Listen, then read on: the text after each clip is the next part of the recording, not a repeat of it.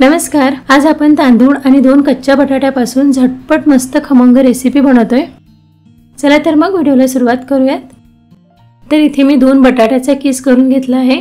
बटाटे शिलून त्याचे किस करून 2-3 पाण्याने स्वच्छ धुवून घेतला आणि 1 वाटी तांदूळ 2 तास भिजत ठेवले होते। जर तुमच्याकडे वेळ कमी असेल तर गरम पाण्यामध्ये 1 तास तांदूळ भिजत ठेवा किंवा रात्री सुद्धा तांदूळ भिजत घालून सकाळी नाश्ता बनवू शकता। तांदूळ तुम्ही कोणतेही घेऊ शकता। मी हे कंट्रोलचे तांदूळ घेतले आहे। आता मिक्सरच्या भांड्यामध्ये आपल्याला तांदूळ वाटून घ्यायचे आहे। तर यातलं मी सगळं पाणी काढून घेतलं। आता यात 2-3 हिरव्या मिरच्या घालायच्या, 2 चमचे दही घालायचं, यामुळे रेसिपीला आंबट टेस्ट छान येते। आणि थोडंसं पाणी घालून हे मिक्सरमधून अगदी बारीक वाटून घ्यायचं। 3-4 मिनिटं हे मिक्सरला फिरवून घ्यायचं। याची अगदी स्मूथ पेस्ट करायची। तांदूळ अगदी बारीक वाटून घेतले। ह्या बाउलमध्ये काढून घेऊया। आता यात हा बटाट्याचा किस घालायचा। हा पूर्ण असा पिळून घालायचा, यात पाणी राहायला नको। बटाट्याचा किस आपण आधी पाण्यात ठेवला होता, त्यामुळे तो काळा पडत नाही। तर पूर्ण बटाट्याचा किस मी यामध्ये घालून घेतला। आता यात अर्धा चमचा अद्रक लसूणची पेस्ट घालायची, चवीनुसार मीठ घालायचं, थोडासा कढीपत्ता बारीक कापून घालायचा, कोथिंबीर सुद्धा बारीक कापून घालायची। आता हे सगळं व्यवस्थित मिक्स करून घ्यायचं।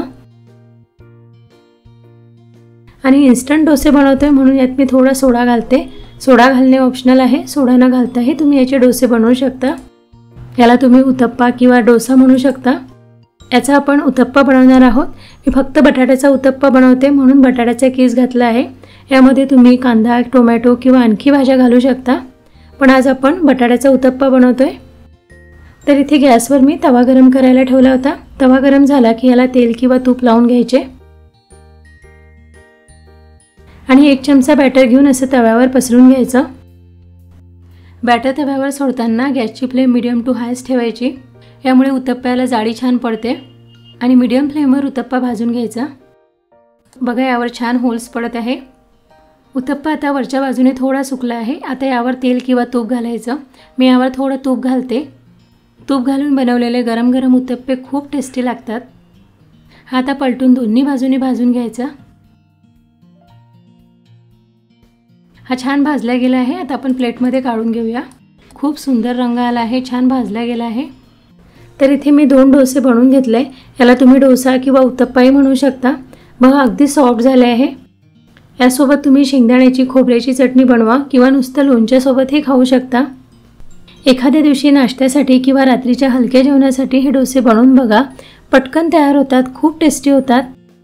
तर कसा वाटला तुम्हाला आजचा हा व्हिडिओ? आवडला असेल तर प्लीज लाईक करा, शेअर करा, त्याचसोबत आपल्या चॅनलला सुद्धा सबस्क्राईब करा।